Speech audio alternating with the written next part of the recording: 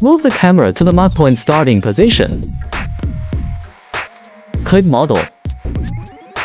Hold down the left mouse button to select the template. Precisely align the template outline with the feature center.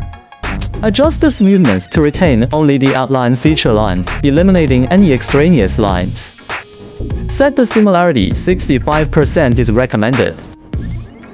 Scroll the mouse wheel to zoom out the interface and import the processing file in the toolbar. Select the mark point starting point, click M1.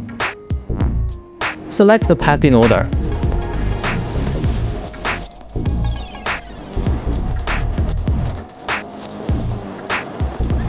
Click Save Model. Set the power and speed as needed. Check Model. Then exit. Click Shenyan. Switch label cut to mark cut. Click Multi-point format. Click Matching twice. At the starting point of the mark, click to set the Set Start and Set Dock.